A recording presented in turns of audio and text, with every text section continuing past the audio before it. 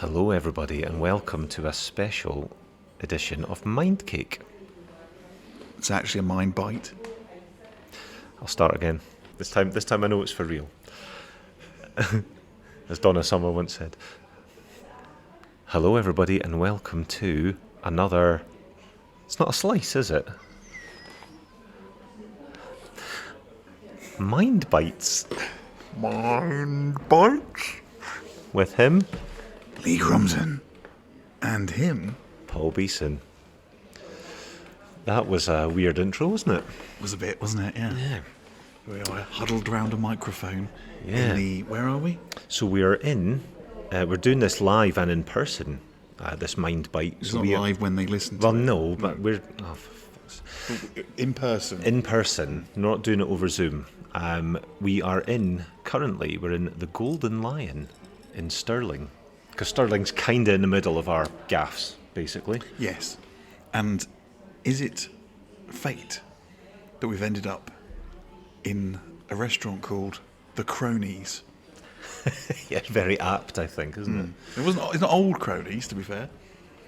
No, but they've been very, very accommodating. They've because Lee is currently dog sitting, aren't you?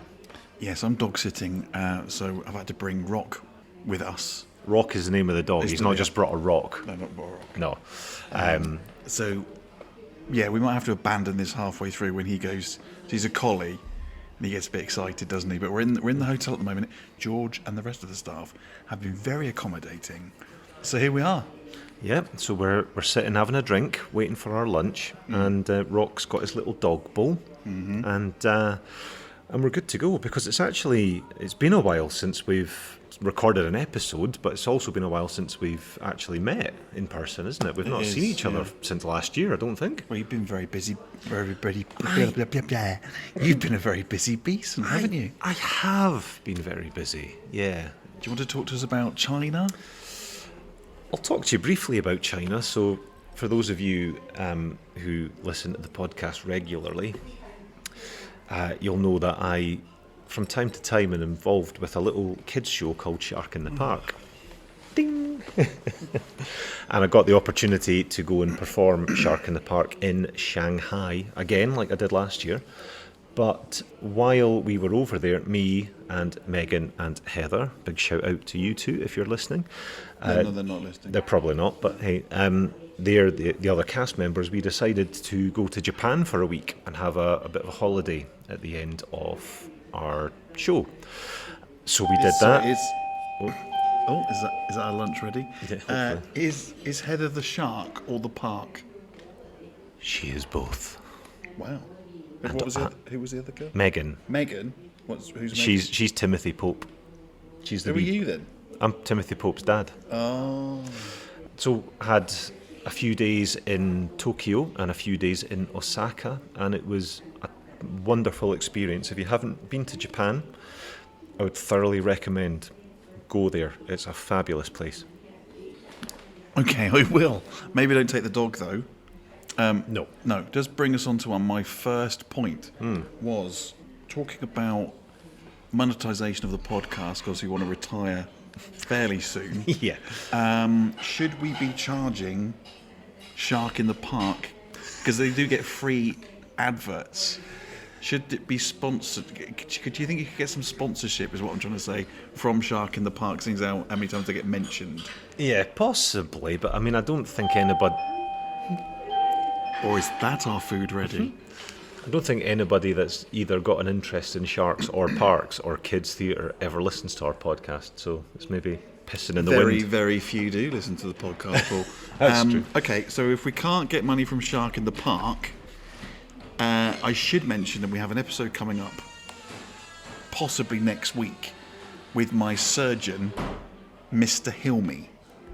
Now, there's some very interesting stories with him. But one of the stories you said to me the other day is Mr. Hilmy's Christian name Omar? And I said, yes, it is. Do you want to carry on the story from there, Paul? Yeah, so again, for avid listeners of our podcast, you will know that I am a bit of a ruggy rascal and I deliver rugs in between acting gigs. So it turns out I had a couple of rugs to deliver for one Omar Hilmi. And when myself and Lee got together for our first podcast in months, wasn't it? Lee mentioned, I've recorded a podcast with my surgeon, Mr. Hilmi. And I went, it's not Omar, because I've got 2 rugs in the van for Omar Hilmi. I'm delivering them tomorrow. He was very surprised when I replied to an email about my clinical stuff and said, by the way, your rug will be delivered tomorrow morning.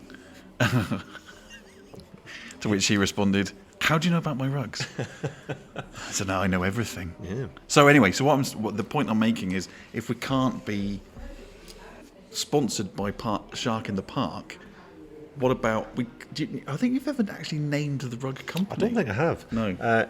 Oriental Rug Repair. Do-do-do-do-do-do. There's a jingle coming. So could you contact them as well? We know that Paul doesn't actually do anything that's on his to-do list. So there's 2 things for your to-do list that I know you're never going to do, is tap up Shark in the Park and Oriental Rugs Are Us. I'm so on it, mate. So on it. For some money. Yeah. Okay. So what have you been up to since we last spoke? Where do we start? Near the end. I have started... there's George now. Look, there he's running past. Yoga. Lee Crompton doing yoga. Lee Crompton's yoga corner. Yeah, and someone farted in it. No. And someone farted, and I didn't laugh. God, you've changed, haven't you? I know. That is discipline, folks. So, what got you into yoga, and what was your experience like? Well, I haven't really talked about it much, in that I've been dealing with fatigue lately. And medication seems to be changed on a semi-regular basis. And actually, a little bit of exercise actually helps with the fatigue, which seems a bit of an oxymoron. So I've been trying to do a bit of, which is partly why I've got the dog. Borrow the dog, then forces me to go out and do some walks and do a little bit of exercise. But even just walking the dog, I was having trouble with my calf muscle. It used to go into spasms. Oh dear. I was getting quite a lot, to the point where I was hobbling after just walking for half an hour with the dog. So I went to see a physiotherapist, South African lady, and she said, have you ever heard of a thing called yoga? I think she was being sarcastic. And if you remember our previous guest, Sarah from The Nest, she does yoga. So I signed up for a 6-week block. The first one I missed because the children were playing Merry Hell, and so I missed it. The second one, I was in Knutsford, so I went for the first time on Thursday, and I found it very, very... It was yin yoga. Okay. It's quite relaxing. Is there a difference between that yoga and regular yoga? Hot yoga is, I'm not that level yet. But no, I think there are all different types of yoga. Different disciplines of yoga. We should maybe get somebody on who knows, maybe somebody like Sarah, to who discuss. runs a class. Yeah, maybe. Maybe get her back on. Talk about the different types of yoga. But yes, so yin yoga, I think, is where you get into a position and then hold it. Okay. Rather than any awkward moves where you've got to put your legs behind your head or whatever. I see. Did you feel good for doing it? I did, yeah. It's quite relaxing as well. You got to have a little lie down at the end. I didn't nod off. Someone farted. I didn't laugh. Well, that's a bit of a thing that happens in yoga, isn't it? People tend to fart because they're bending over and stretching and all that. And relaxing. Relaxing, yeah. Good. And you're going to go back? You're going to keep it up? Well, I've thank you, George. We are recording live. Do you want to say hello, George? Hello. So yes, no, I have booked 6 weeks. So I booked a block. So to get my money's worth, we'll have to go back Thursdays. Good. I look forward to hearing more about how you're getting on. Yes. Speaking of therapies, Just crossing yoga off the list. you just crossed that off the list like a good lad. So I've done a couple of things since we last spoke. I've got Paul's hypnotherapy on my list. Oh yeah, I've done more than that, mate. Really? Please don't tell me you've done past life regression. No, not that bad. No. So there's our food again. It's not. So my circumstances have changed dramatically. Oh, hang on. Sorry, I'm just going to say that I have written on the bottom, are we allowed to discuss that, Paul? Yeah. What have I written there, Paul? Single and ready to mingle. Question mark, question mark. Sounds like we are, folks. Yeah. I'll cross that off the list now? You might Cross as well. that off the list. Okay. So my circumstances have changed dramatically since the new year. So I'm no longer in a relationship. As you can understand, my mental health hasn't been in the best nick, really, for the last little while, I suppose. So I have checked in with him at least twice. Yes. And don't get me wrong, it's lovely to hear from Lee, of course. Very supportive. Yeah. Very supportive. And it is, it's been an amicable thing. It's been a difficult thing, but it's best for both of us, and we're both moving on as friends, and things in that respect are good. We're still living together at the moment. We are, what's the phrase, consciously uncoupling together. There's our food. Hello. And we've sold our house, and things are moving forward. But I thought that I needed to just kind of look after myself a little bit, and I started doing a bit of hypnotherapy, which was interesting. For what purpose? Well, to kind of quiet my mind, I suppose, and to try and alleviate the stress of the situation over the sort of early part of the year. Quite ill for a couple of weeks. And I thought initially I perhaps had norovirus or something like that, but turns out it wasn't. It was all pure stress. It's almost like my mind wasn't registering the stress, so my body was kind of dealing with it. So my skin has been off, my skin's been all red and sore. I've had digestive issues. With the shits. Yeah, all sorts of stuff, vomiting, which is why I thought I had norovirus, but it wasn't. It was all stress. So I thought I need to... I'm glad we're now sharing a microphone, so I'm glad he's confirmed, however many minutes, 15 minutes into this, that it wasn't norovirus when it almost looks like we're going to have a smooch, doesn't it, Paul? I know, anyway, carry on with your back norovirus. So I found some hypnotherapy, but it was the best of both worlds. It was like sort of every session was kind of half kind of counselling and talking through issues and stuff, and then you had the second half, which was like the deep relaxation hypnotherapy side, which sort of put you in a really positive frame of mind. And I've got to say, first of all, it was really good to talk to my hypnotherapist, Fergus, who's based in Dunfermline. Does he sing the blues? He alleviates the blues, actually, is what Fergus does. But I tell you what, alleviates the blues. Wonderful. Thanks. Oh, there's our food. So I've got to say, my first session, because I go into stuff like this with a very open mind. I've got to say, I left that session and I felt brilliant. I just felt The initial calm. session? Yeah, the very first one. I walked out, shook Fergus's hand, left the building in Dunfermline, and as I was walking back to my car, I just felt light. I had a smile on my face. I literally had a smile on my face, which I had to kind of try and rein in, because I was like, people are going to be looking at me thinking, who's this dafty just strutting down the street with a big smile on his face? I literally had a spring in my step. For superfan Colin, I am using the word literally here. Literally had a spring in his step. I literally had a spring in my step, yeah. And I felt great. So I went for a few sessions, and after the last session I went to, it was kind of decided as a sort of joint decision. It was like, I think that you're okay to kind of step away from it, and if you feel the need to, come back. But it wasn't like the need to continue. It was like I'd kind of reached that point where, and I really appreciate Fergus's sort of thoughts on this, for rather than going, oh, you need to come back for another 20 sessions and keep taking money. It was kind of like, no, I think you're in a good place. Do you feel like you're in a good place? I said, yes, I am. And he said, well, why don't we just call it there, but you can always feel free to come back. And he was great. So how many sessions did you have, Paul? I think I had 6 in total. 6 1-hour weekly ones. Although I did have the 2-week break when I was in China, in Japan.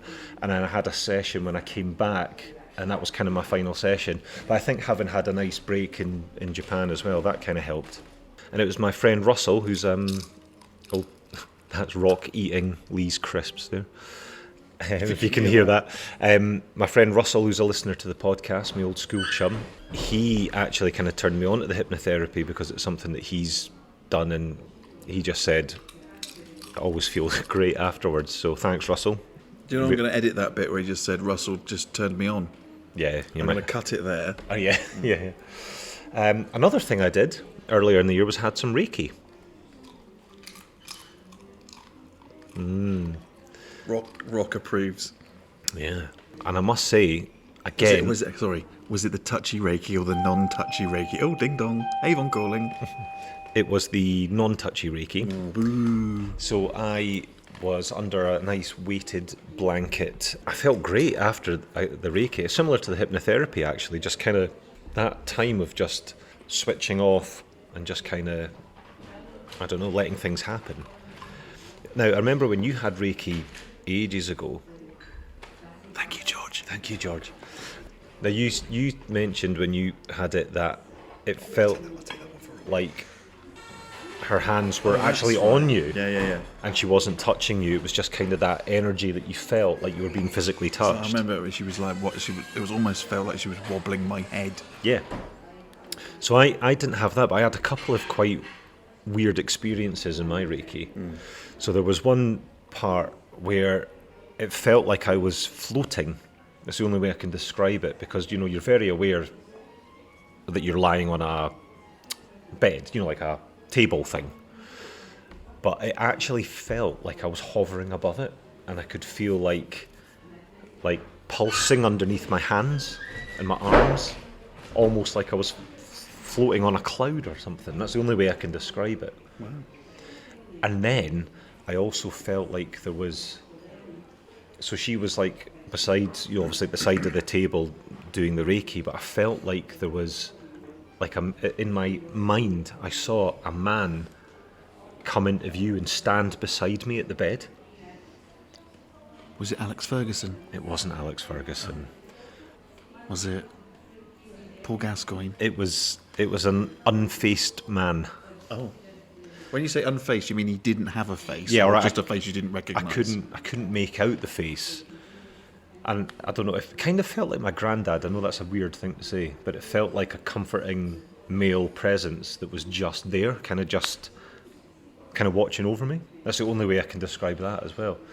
So whether that was just the relaxation kind of kicking in or something woo-woo happened. I just, for new listeners, Paul does love the woo-woo shit. I do. Did she touch your chakras? All of my chakras, apart from one, needed realigning. Was that your hair? No, my ear chakra. Yeah. No, funnily enough, it was my the only one that was all right was the creativity chakra. Well, that was the one that was all right? That was the one that was all right. All right. The rest of them? The rest of them were fucked. Right. Yeah. But again, so I felt great after that. And it's definitely, again, it's another thing that I would recommend to our listeners. It was fab. Well, there you go. I'm going to jump in now and say I think you've actually done some things relating to the podcast. I have. It's only taken 60-odd episodes. Yeah, 5 years or however long. But he's had some Reiki and some hypnotherapy. Mm-hmm. Do you know what I did? What did you do? I went, and hopefully I'm going to get them on the podcast, I went to a sauna. Oh, yeah. In Luss. I know Luss. On the Bonnie Banks of Loch Lomond. It's nice in Luss. Yeah. I think they were called Hot Toddy. Ooh. So I went in. I had a hot toddy, and so you go in there, have a sauna, then come out, have a dunky in Loch Lomond. Lovely. And again, felt great for it. Fab. So I'm hoping to get Hot Toddy on. Oh yeah. They sound like an 80s pop band, don't they? Hot now, Topic. Live on Top of the Pops, it's Hot Toddy with... What song could they sing, Paul? Wet My Coals. Oh, God. Spray My Coals. Spray My Coals. Spray My Coals by Hot Toddy. Right, I crossed that off the list. Do you want to talk about hearts? I suppose I have to, really, don't I? So, the last couple of weeks. So I'm going to ask her what that looks delicious. Whatever's just gone past there, it looked like some sort of shank of beef. Shankland. Shankland, look at that for a segue. Yeah. So, I mean, the whole season, I mean, it's been an incredible season. Now, as I think it was Martin Geisler, the journalist who's also a big Hearts fan, said recently on the radio, give me mid-table mediocrity because I can't cope with being top of the table and the pressure of that as a fan. And I've got to say, the last couple of weeks were particularly challenging as a football fan. Just like the emotion, the drama, the stress, the anxiety, the joy. You know, there was a few occasions, the last two games, there was chunks of time there where Hearts were going to win the league. And in the last game against Celtic for 80 minutes, it was 80 minutes into that game, that league was ours. And then football's a cruel mistress, as we know. And the SFA are also a bunch of cruel mistresses. That's not what you said earlier. Well, I'm choosing my words carefully. Okay. But and also, like, just not just football related, but the last couple of weeks has been just a bit of a struggle. I've just kind of been on a bit of a downer anyway. So I was really hoping that Hearts would lift my spirits, and in true Hearts fashion, they just made it worse. It puts some stuff in perspective for me though, because, you know, football is life to a lot of people, and it's a big part of my life, but it's not the be all and end all for me. Do you know what I mean? It was hard to take on Saturday, and I went home and I got an early night, woke up on Sunday, and I felt good. I felt optimistic about the future, like for next season, you know, from a football perspective. And then also, I don't know, there was something about the last week as a Hearts fan that kind of made me wake up on Sunday and go, do you know what? It could be a lot fucking worse, man. And do you think they'll kick on next season, or will there be a one-hit wonder like Leicester and just... I think we can kick on. I think we definitely can. Now we've got Tony Bloom, who's also involved with Brighton and a couple other teams as well. Got him on board. At the start of the season, I went to like an evening with Tony Bloom thing at the stadium, and he said basically it's a 10-year plan, and he says we will be challenging Rangers and Celtic before too long. So we're at the end of the first year of a 10-year plan. And we finished missed out by 5 and minutes. we missed out by a few minutes. You know, bad start, is it's it? not a bad start at all. And if someone had said to me last July, you won't win the league, but you'll finish second, 2 points behind the champions, you'd probably bite somebody's hand off for that. But then actually having to live that season, it's been a hell of a journey. I'm proud to be a Hearts fan, especially after the scenes on Saturday when we, like myself and my pal Bruce, went down at the stadium, and there was thousands of Hearts fans there to welcome the team back. A lot of drunk people drinking on the street and all that. Not an ounce of trouble, even though we'd lost the league at the last minute, last kick of the game, essentially. Spirits were high because it was a good season. You look at the scenes in Glasgow where the team that won destroyed the city centre, invaded the pitch, assaulted players, all that kind of stuff. And it's like, do you know, I will take second and have the sort of the class and the decorum of being a Hearts fan. Now, other people out there who support other teams will probably completely disagree with what I've just said, but that's how I felt. I went to bed disappointed and upset, but woke up on Sunday. And I tell you, Sunday, I went to visit my mum. My mum's just had a knee replacement. Well, not just, I mean, about 9 or 10 weeks ago now, but then she fell and broke her hand. Oh, no. So my mum's been through the mill as well. So I went to visit my mum on the Sunday, and there is a running shop. But I went into the shop and I bought a new pair of shoes and I went and had a run. There you go. I ran 7k on Sunday. Did you? Yeah. Very good. I ached like buggery all day yesterday. Ate or ached? Ached. Where? Mainly in your buttocks? Buttocks, legs, arms, core, back, shoulders, face. Everywhere then? Everywhere. Not my feet though, because mainly the buttocks. Mainly the buttocks. My feet were fine because my trainers were really good. What What make? Yeah. They're Hoka. Oh yeah, like a bit of hot. Like a bit of hock. Yeah. But that was it. So yeah, I woke up feeling just a little bit, I don't know, recharged and sort of more optimistic, and it actually had an influence on me and my health, I suppose. And there we go.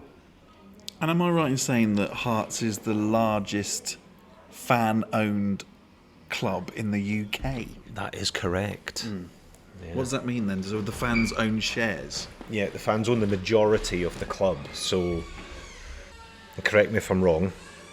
Well, I can't correct you if you're wrong because I don't know. That's what I'm asking you. Okay, but I think it's like 51% of the club is owned by the Foundation of Hearts. And now we're in a position where the Foundation of Hearts has raised over 20 million quid, I think. It's the best direct debit that comes out of my bank account, as far as I'm concerned, every month. Yeah. Okay, so it's safe to say that your season is over.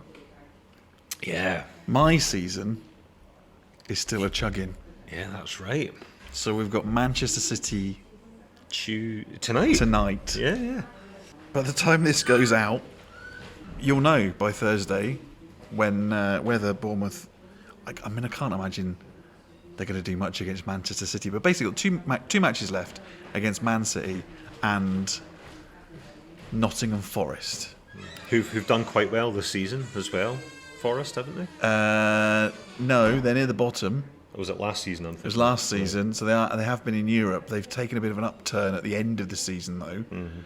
But basically, a point from either of those two games will put Bournemouth in Europe in some sort. So whether that's the Conference League or whatever. So obviously, the more points they get, the more chance they've got. There is a chance, if we do well tonight, they could be in the Champions League. That's insane, isn't it? We're currently, I think, 4 points behind Liverpool with a game in hand. It's just that we've got to play Man City tonight. But you'd hope if we could squeak a draw tonight and beat Forest, there could be another 4 points in it for us. And I have my fingers and toes crossed for you and for Yes. Bournemouth. It'd be great if Bournemouth and Hearts were in Europe at the same time. That'd be very good, as long as we don't play each other. Can you imagine? It'd be mental, wouldn't it, Rock? Yeah. Yes, it would be mental. Wow. I'll cross that off. Talking dog, yep. Talking dog, cross that off. Can I also... I've taken one for the team. And I'm not going to say why yet, but I've taken up, or I've learnt very badly how to knit. Ooh. Now, there is a reason. I think you know the reason, don't you? You've mentioned it, I think, yeah. There is a certain person who I would like to get on the podcast. And the way to do that, you have to send a letter, like snail mail letter post. Snail mail. And as payment for him, or part payment for him to respond to you, you have to knit a square, very specifically 25 stitches wide by 40 rows, and one of 5 colours. So I've learnt to knit. So I'm going to post that on the socials, the picture of my attempted knitting, which is awful. It's supposed to be square, but it's come out more like the shape of Northern America. You'll understand it when you see the picture. You'll see it. I don't know how I've added more. I started with 25. Yeah. And then somehow ended up with, at one point, 36. Way over. And I don't know how I've done it. You're going to have to unpick that before you send it. No. I'm just going to send it. Because I think the person in question would appreciate that it's taken on a life of its own. And that's all Lee is going to say. That's about all I'm going that. to say. Ooh. So yes, so I'll post a picture of my knitting, like very bad knitting, and you can maybe try and guess who I need to send the knitting to in order for them to potentially respond. And on that note, I think we'll say goodbye, shall we? Yeah. Well, thank you for tuning in, Thank folks. you. Thank you for listening. Look after yourselves and each other, and most importantly, Don't be a dick.